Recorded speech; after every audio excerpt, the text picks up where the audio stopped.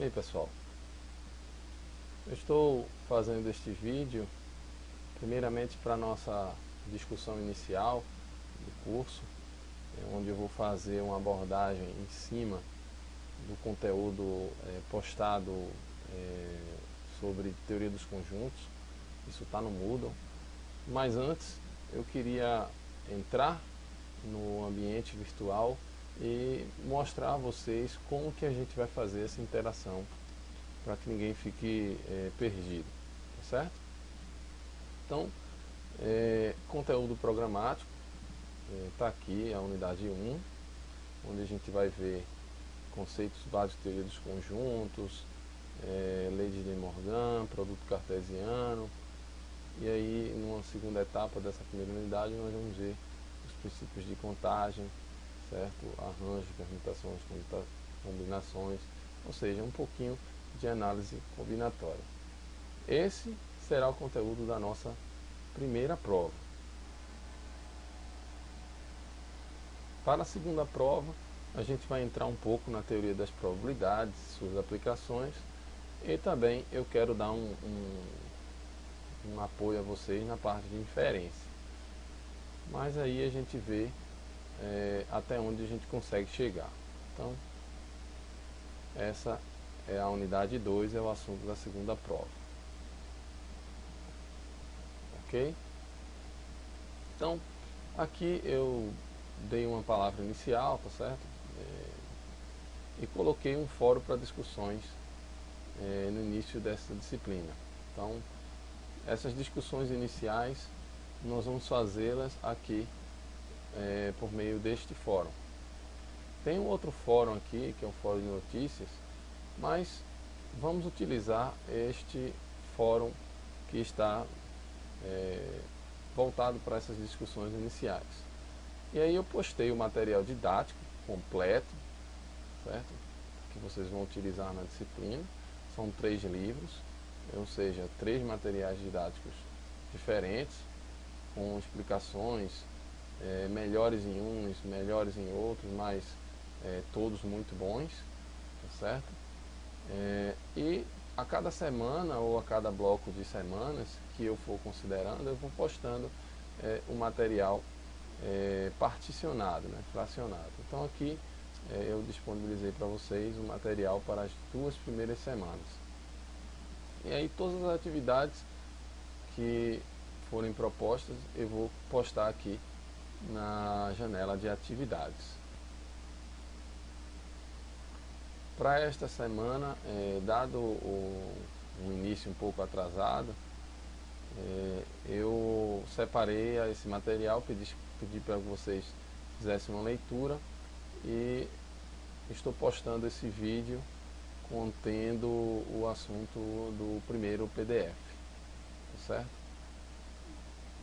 Basicamente isso, pessoal. Vamos então à discussão da aula. Primeiramente vamos definir o que vem a ser um conjunto. Um conjunto é uma maneira de nós agruparmos elementos, objetos. Então, nós vamos definir um conjunto como uma coleção de objetos, que geralmente é representada usando letras maiúsculas.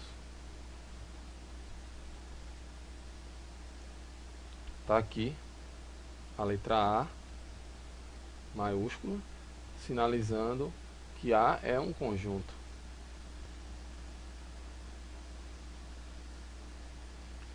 Vamos a alguns exemplos.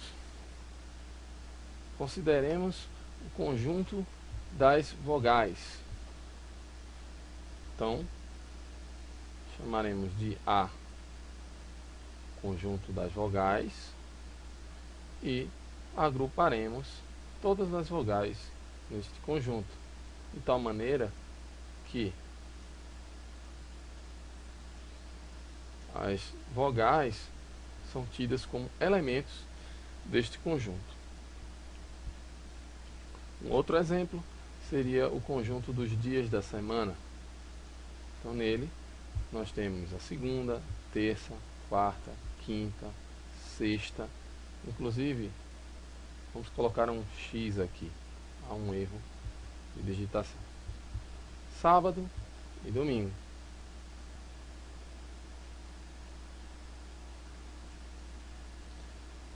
O conjunto dos números naturais. Vamos trocar aqui, dado que existe um erro no material. Vamos colocar conjunto dos números naturais.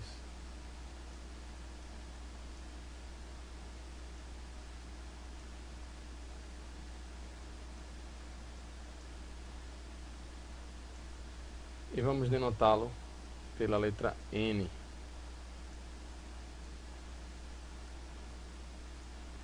Então, o conjunto dos números naturais, vamos incluir o zero também neste conjunto. 0, 1, 2 e assim por diante. Vamos esquecer esta notação.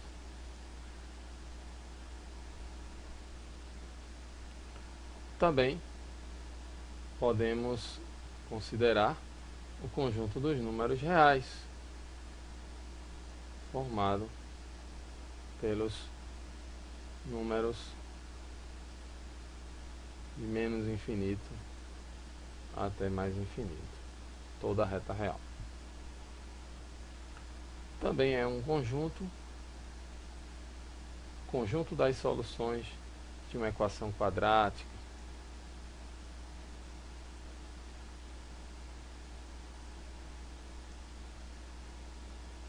Enfim, conjunto é uma coleção de coisas. Pensando matematicamente falando, toda a matemática é construída com o apoio da teoria dos conjuntos. Daí a importância deste conteúdo na vida de vocês, que serão professores de matemática.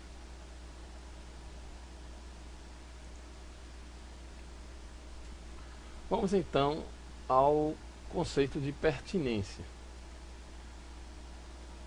Eu vou usar uma nomenclatura que ajuda mais no entendimento da questão da pertinência.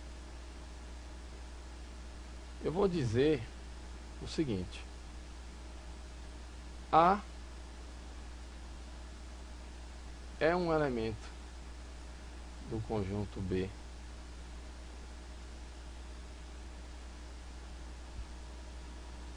e vou denotar por esta notação matemática. Então vamos dizer A é elemento de B. E se por um acaso o A não for elemento de B, nós usaremos a notação com sinal de pertinência cortado. Quando acontecer de, dado dois conjuntos, o conjunto A e o conjunto B, e todo elemento de A for elemento de B, nós vamos dizer que o conjunto A está contido em B. Ou vamos até usar uma notação melhor, uma tradução melhor para esse símbolo. Vamos dizer que A é subconjunto de B.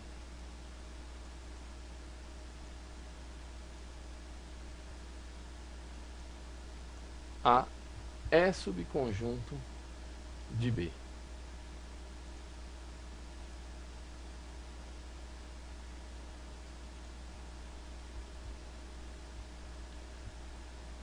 Vamos a um exemplo. Considere o conjunto dos números inteiros e considere o conjunto B como sendo o conjunto cujos elementos são o número 2, 4, 6, 8, ou seja, todos os números pares. Dessa forma, dizemos que B é um subconjunto dos inteiros.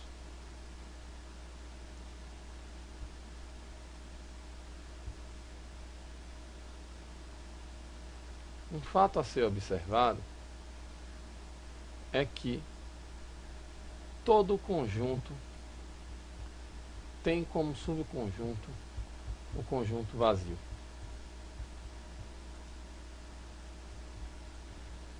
A pergunta que se faz é por que o conjunto vazio é um subconjunto de qualquer conjunto, inclusive dele mesmo. Essa demonstração é feita por absurdo.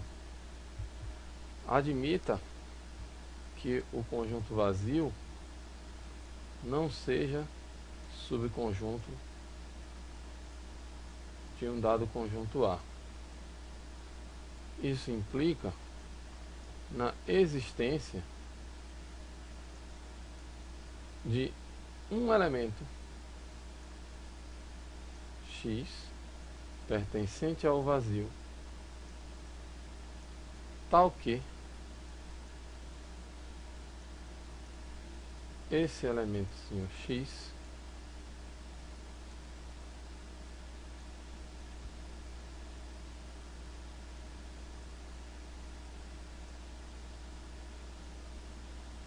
não pertencesse ao conjunto A.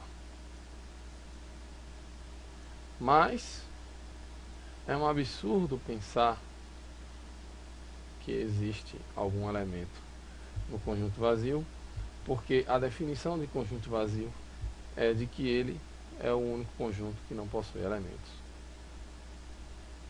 Dessa forma, o vazio é sempre o subconjunto de qualquer que seja o conjunto, inclusive dele mesmo.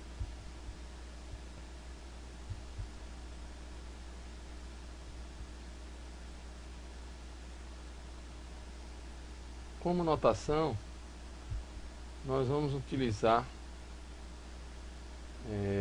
as barrinhas para denotar a cardinalidade de um conjunto. Em alguns livros vocês vão ver que a notação é exatamente com o símbolo, vamos falar aqui de forma bem grosseira, jogo da velha, certo? E aí, aqui nós vamos usar a notação com a barra. Duas barrinhas entre a notação de um conjunto significa a cardinalidade desse conjunto. Então, por exemplo, aqui, o conjunto A tem dois elementos, logo a cardinalidade dele é 2.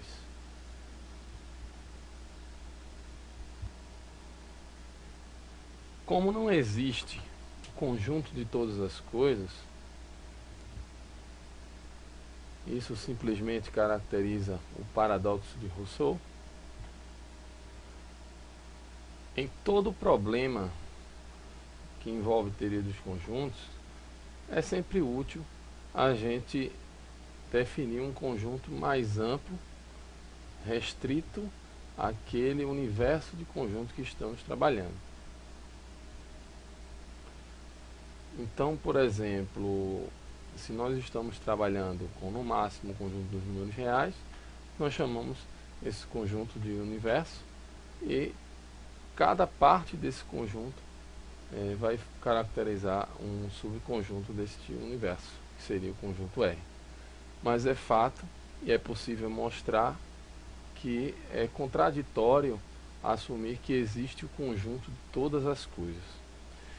Daí é que passamos a utilizar a notação de um conjunto universo dentro da classe de conjuntos que nos interessam, e passamos a pensar em conjuntos complementares. Vamos só fazer uma ilustração. Então digamos que nós temos aqui um universo mais amplo, tá certo? E um subconjunto aqui deste universo, que eu vou chamar de A.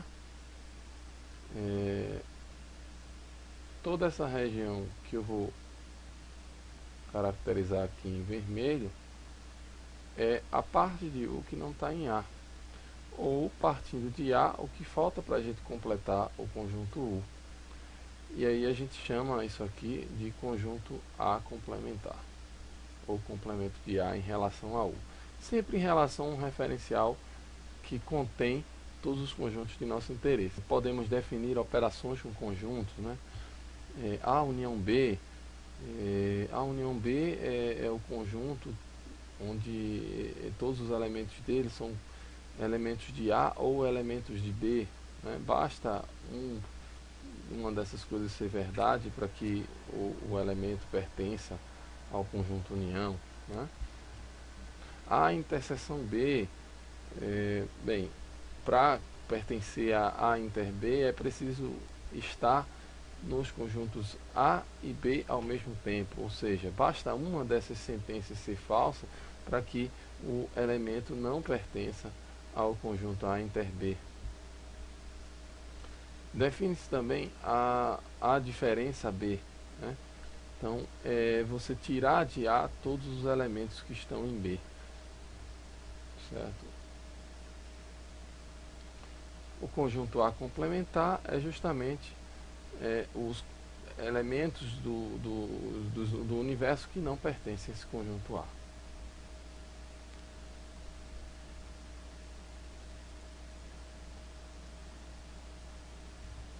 Na figura, nós observamos aqui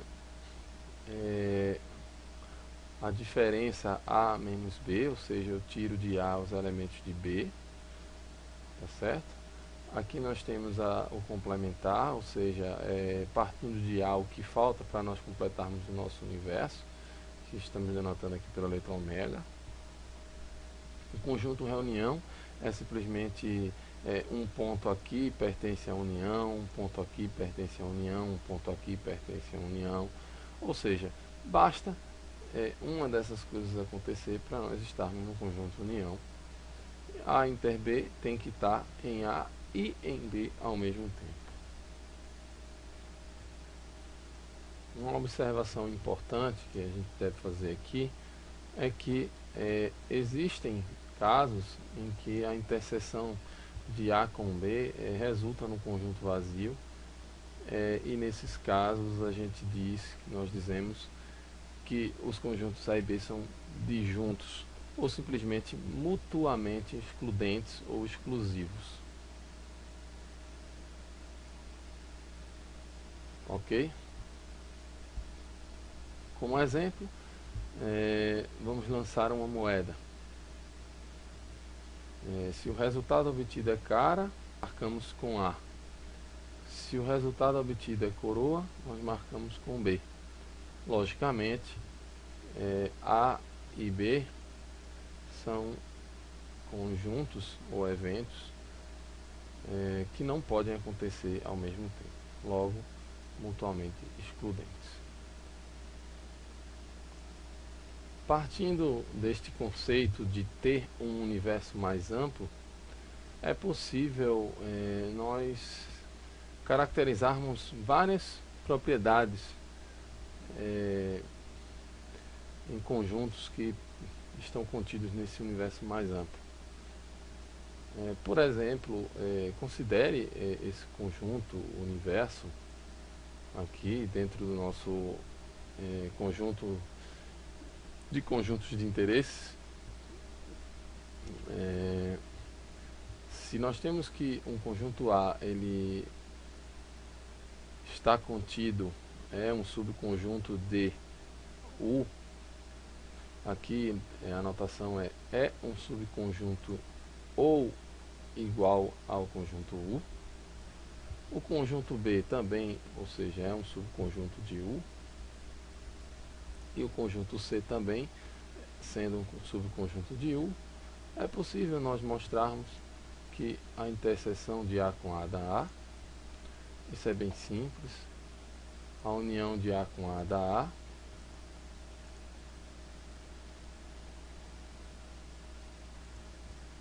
A, a interseção de A com vazio dá o vazio, a união de A com vazio dá exatamente o conjunto A. Algumas propriedades são mais interessantes, ou seja, a interseção ela é a alternativa 7 aqui diz que a interseção ela é comutativa, a união também, o complementar do complementar é exatamente o conjunto original, é a propriedade da involução, ou seja, o avesso do avesso é o normal. Aqui a lei associativa, também temos a propriedade associativa da interseção, né? Ou seja, A inter B interseção com C é A inter B interseção C. Também isto vale para a reunião, a propriedade associativa. Podemos ir caminhando até chegar nessas mais interessantes, que são as leis de De Morgan. A união dos complementares é o complementar da interseção, a interseção dos complementares é o complementar da reunião. A união se distribui com a interseção, de tal maneira que a união B inter C é a união B, interseção com a união C. Se A é um subconjunto de B, isso acontece somente se a interseção de A com B dá A. Isso vale também para a reunião de A com B da B. Todas essas propriedades, pessoal, são propriedades que vocês podem checar e provar individualmente sem muitas dificuldades, certo? Eu vou deixar isso realmente como exercício para vocês e espero que vocês aproveitem e escolham alguns desses itens para desfrutar deste trabalho de demonstrar algo que a gente pode fazer facilmente. Isso também está em muitos livros de teoria dos conjuntos, inclusive tem uma referência aqui que é vista, isso está deixado como um exercício. Vocês podem ver essa referência do Devlin, 1993. Isso está nas referências bibliográficas deste livro. Vocês podem ir lá e tranquilamente vocês conseguem obter essas demonstrações. Então vamos deixar isso um pouco de lado e vamos em frente.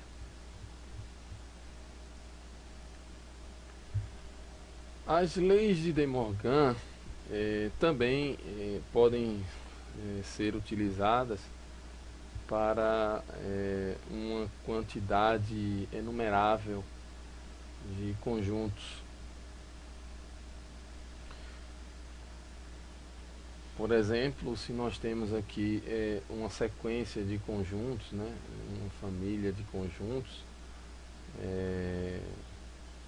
onde essa união é uma união enumerável, tá certo? Pensem na palavra enumerável como sendo contável, tá certo? O conjunto dos números naturais é contável, tá certo? Então imaginem que nós estamos aqui com uma sequência e esses índices aqui, eles podem ter a mesma cardinalidade do conjunto dos números naturais, o que caracteriza esta questão de ser contável ou enumerável. Então, a gente pode reunir esses conjuntos, essa união contável, e o complementar disso é a interseção dos complementares. Também é válido para o complementar da interseção, que é a reunião dos complementares. Essas são as leis de De Morgan, que também são válidas para reuniões e interseções enumeráveis.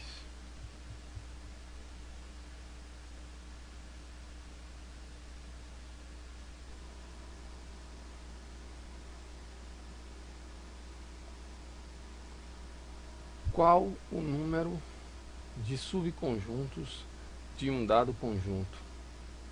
Essa é a pergunta que eu quero responder agora para vocês. Eu vou fazer essa demonstração pelo princípio da indução finita. Acredito que vocês possam ver outras demonstrações envolvendo análise combinatória, mas como a sequência da nossa disciplina envolve fazer primeiro uma discussão sobre a teoria dos conjuntos e em seguida falar sobre a análise combinatória, eu decidi demonstrar esse resultado por meio de teoria dos conjuntos, utilizando essencialmente o princípio da indução finita. Para quem não se lembra do princípio da indução finita, simplesmente conhecido como PIN, ele afirma o seguinte: se uma propriedade Pn válida para um conjunto de números naturais de 1 até n, implicar em valer para os naturais de 1 até n mais 1, então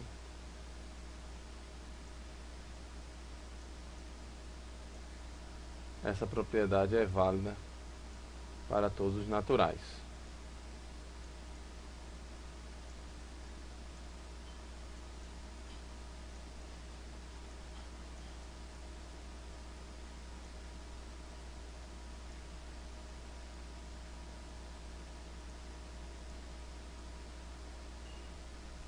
Ok? Então vamos fazer esta aplicação do princípio da indução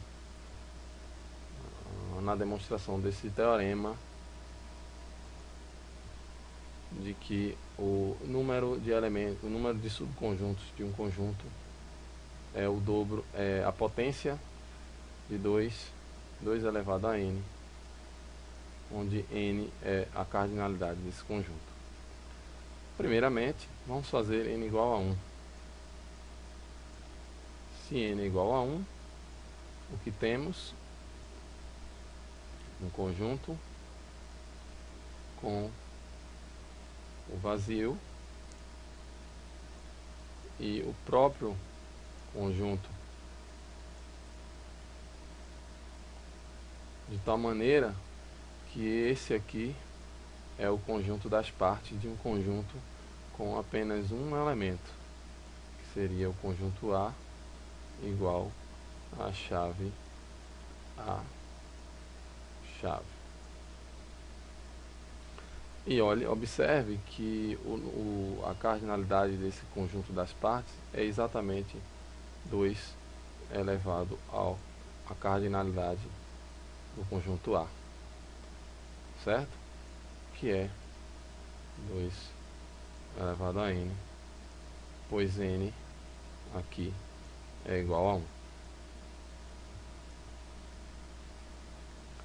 Bem, suponha, se nós fizermos aqui para n igual a 2, n igual a 3, certo? Nós vamos verificar isso facilmente, sem muitas dificuldades, e assim sucessivamente. Então suponha que essa propriedade é válida para n. Vamos provar então que ela é válida para n mais 1. Suponha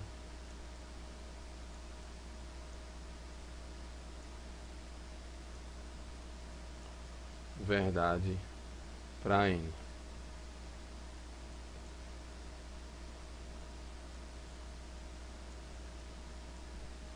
A pergunta que eu vou fazer é: será que isso implica Pn mais 1?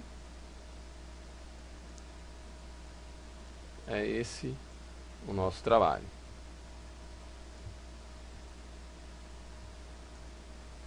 Perfeito? Vamos em frente.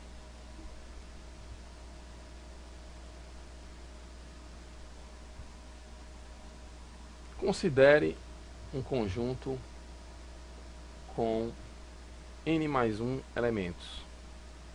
Então,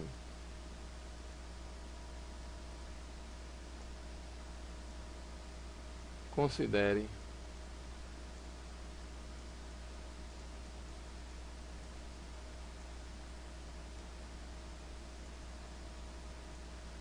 x com cardinalidade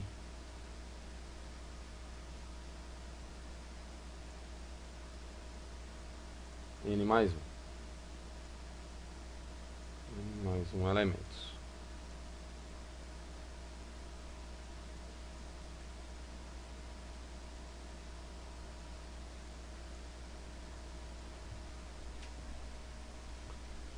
Façamos o seguinte: pegue A,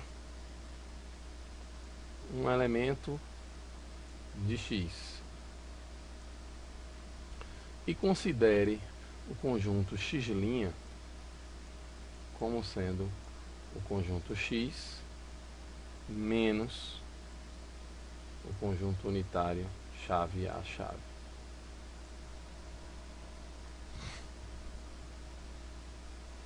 Este conjunto x' tem n elementos,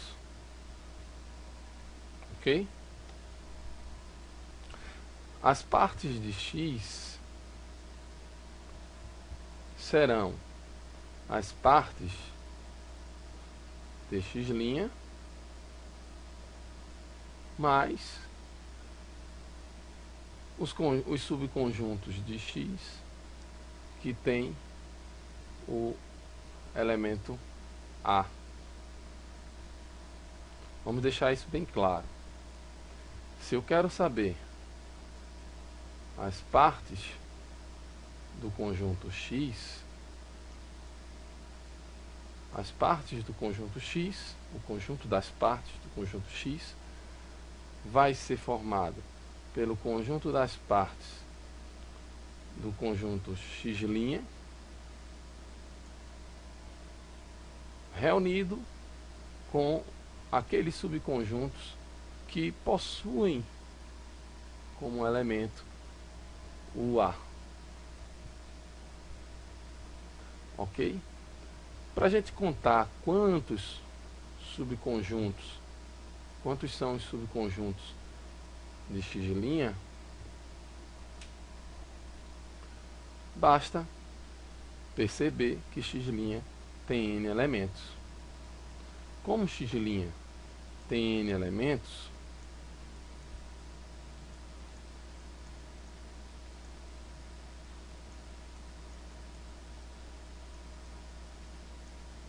o conjunto das partes de x' terá 2 elevado a n elementos. Se nós pegarmos cada subconjunto de x', com exceção do conjunto vazio, e inserirmos a cada um deles o elemento A, nós estamos encontrando um novo subconjunto de x que não está nas partes de x menos x, chave A chave. A gente pode fazer isso 2n menos 1 vezes. Então, nós temos aqui 2n menos 1 vez. Para cada subconjunto desse gerado, eu posso inserir o elemento A e encontrar um novo subconjunto de x. Até agora, nós temos 2n vindos de x' e 2n menos 1 vindos quando a gente acrescenta o A a cada subconjunto de x'. Mas a gente não pode esquecer que os conjuntos, o conjunto chave A chave é também um subconjunto de x. De tal maneira que nós podemos acrescentar mais um.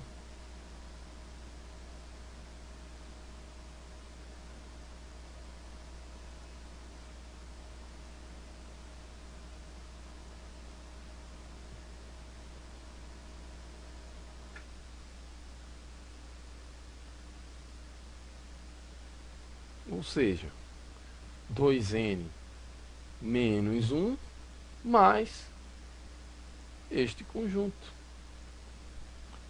Com isso, nós temos 2n elementos mais 2n elementos. 2 elevado a n mais 2 elevado a n, que é simplesmente colocando 2 elevado a n em evidência, 2 elevado a n mais 1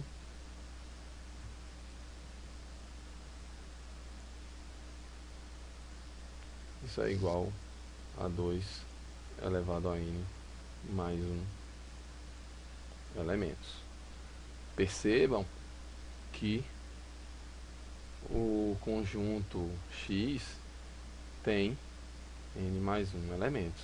E o fato de a gente assumir que vale para o conjunto com n elementos, a gente conseguiu provar que vale também para um conjunto com n mais 1 elementos. Dessa forma, pelo princípio da indução finita, a gente garante que o número de subconjuntos de um conjunto com n elementos é exatamente 2 elevado a n, para qualquer que seja a cardinalidade natural desse conjunto. Ok? Então, é uma demonstração interessante, porque utiliza um recurso da matemática que é muito importante para muitas demonstrações, mas que pode ser feita também via análise combinatória. Um outro conjunto bem interessante que a gente pode construir por meio de uma operação com dois conjuntos é o produto cartesiano. Por definição, o produto cartesiano de dois conjuntos A e B é dado pelo conjunto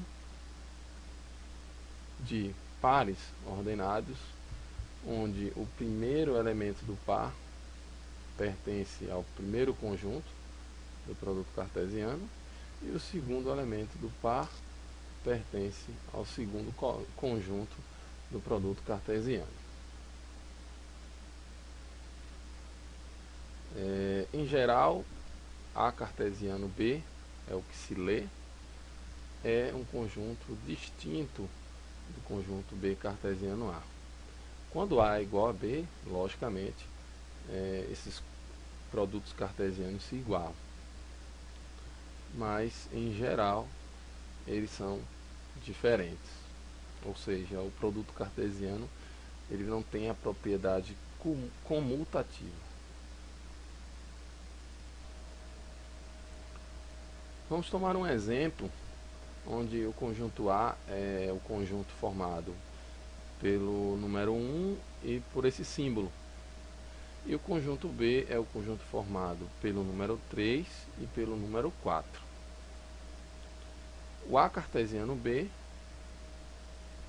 a gente pode formar pares, né, onde o primeiro elemento do par tem que pertencer ao conjunto A e o segundo elemento do par tem que pertencer ao conjunto B. Então, o primeiro par aqui é o conjunto 1, 3, 1, 4, símbolo 3, símbolo 4. B cartesiano A,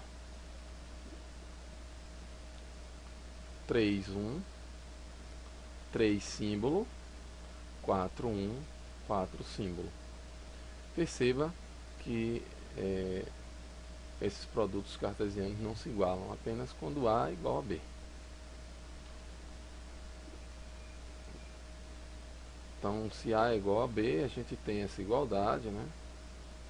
Certo?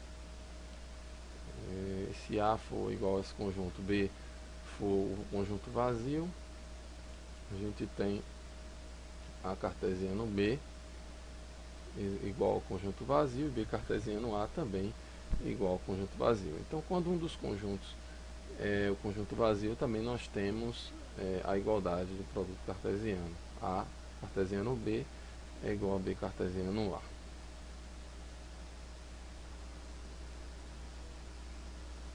Observe que, fazendo aqui uma alusão ao plano cartesiano, nós temos aqui, por exemplo,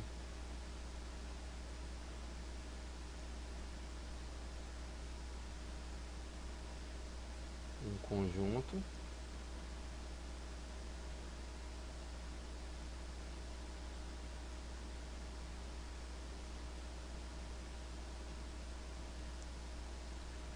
cruzado com outro conjunto.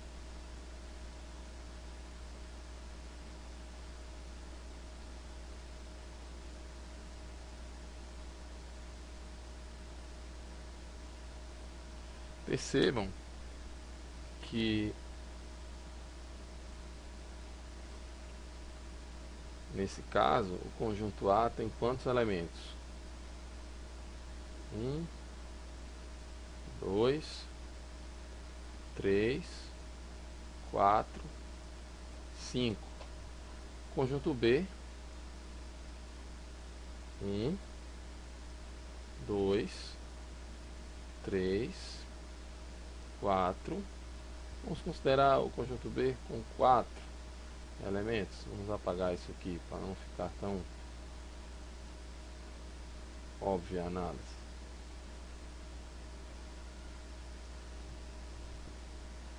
Dessa forma, o conjunto A cartesiano B contém os pontos.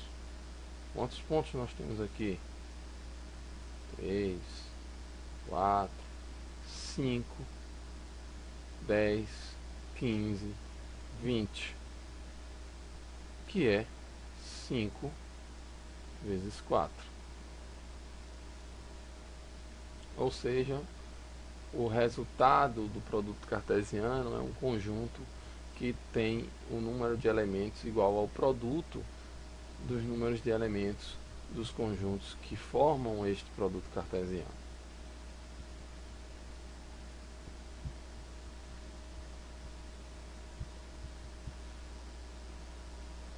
Nós podemos então generalizar para a seguinte expressão: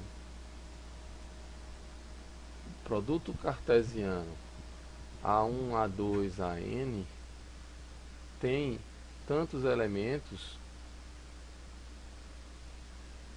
quanto é o produto da cardinalidade de cada conjunto que compõe e que forma este produto cartesiano.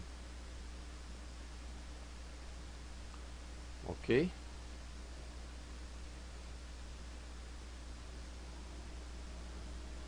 Bem, para finalizar aqui a nossa discussão deste vídeo, eu vou fazer um breve comentário aqui sobre funções. Bem, funções nada mais é do que o assunto mais importante e fundamental na matemática. Tudo em matemática gira em torno das funções. Pare e pense como todas as construções têm a ver com funções. E a definição de função é muito simples. Temos dois conjuntos, A e B. Existe um conjunto partida, que eu chamo de A, um conjunto chegada, que eu chamo de B, e os elementos de A estão conectados com os elementos de B, mas não de qualquer forma. Cada elemento de A está associado a um único elemento de B, e todo elemento de A tem que estar associado a alguém de B. Então, uma função nada mais é do que algo com esta característica. Pensando aqui no diagrama de Venn, tá certo? Nós temos aqui dois conjuntos, conjunto A e o conjunto B, e aí o conjunto A tem os seus elementos, certo? E o conjunto B tem os seus elementos.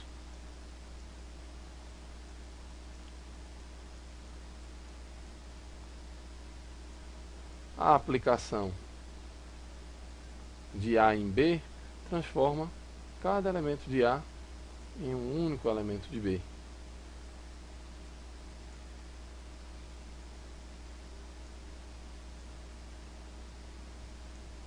Observe, no conjunto A não sobram elementos, que define o domínio da função. No conjunto B, existem os elementos que estão conectados com os elementos de A e que vão constituir a imagem da função.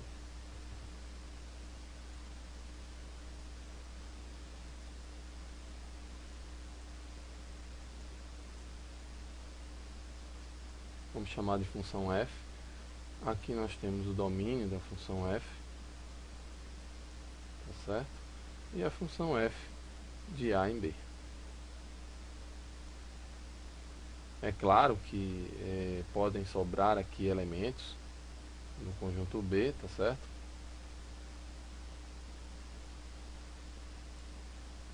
Mas que essa sobra caracteriza o contradomínio, né?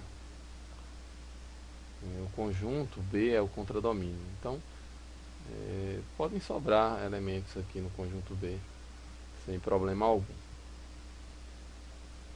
Esses elementos não são imagem de ninguém.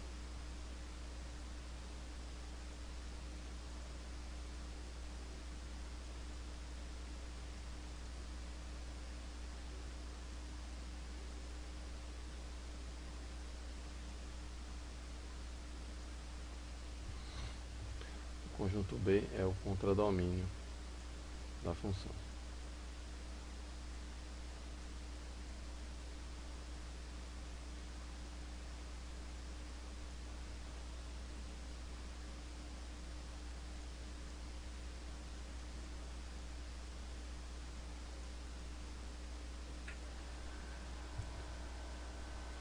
Aqui nós temos um exemplo de função que não é injetiva, pois existem elementos distintos de domínio com a mesma imagem. Quando isso não acontece, dizemos que ela é injetiva. Quando não sobram elementos aqui no contradomínio, dizemos que ela é sobrejetiva. Quando acontece de elementos distintos de domínio possuírem imagens distintas e não sobrar elementos do contradomínio, a gente chama a função de função bijetora, objetiva, ou 1 a 1. Ok.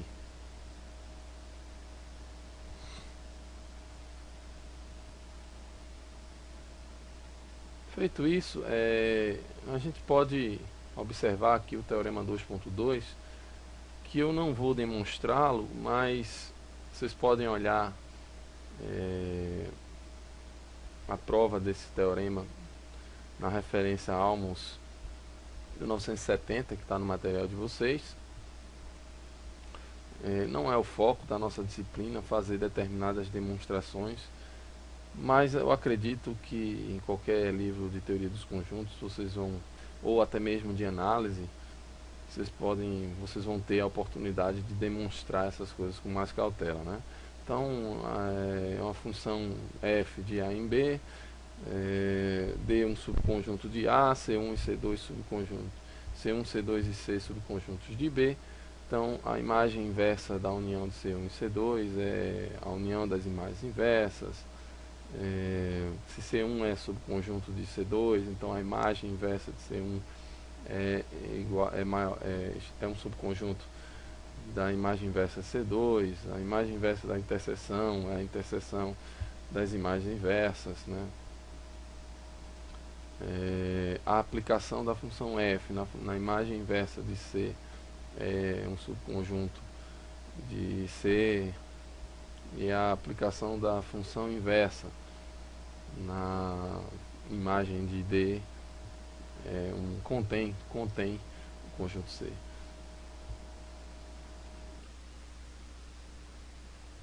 Bem, estou finalizando este vídeo e espero ter contribuído com o estudo de vocês.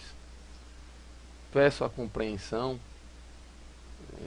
dado que houve um pouco de demora para que eu tivesse elaborado esse vídeo, mas isso demanda um certo tempo e a gente realmente precisou de um tempinho a mais para conseguir dar um engate inicial na disciplina de estatística e probabilidade. Todas as dúvidas que vocês tiverem, postem no fórum que eu coloquei para uma discussão inicial lá na plataforma Moodle. Eu dedico este fórum para essas discussões da disciplina em seu momento inicial. Brevemente estarei colocando um novo vídeo com abordagem no segundo conteúdo do segundo PDF que foi postado. Todo o material da disciplina também está disponível no Moodle para vocês. Eu estou fracionando este conteúdo por semana ou a cada bloco de 2 ou 3 semanas, é como eu provavelmente irei fazer. Espero ter ajudado, contribuído. Aguardo o retorno de vocês e até a próxima.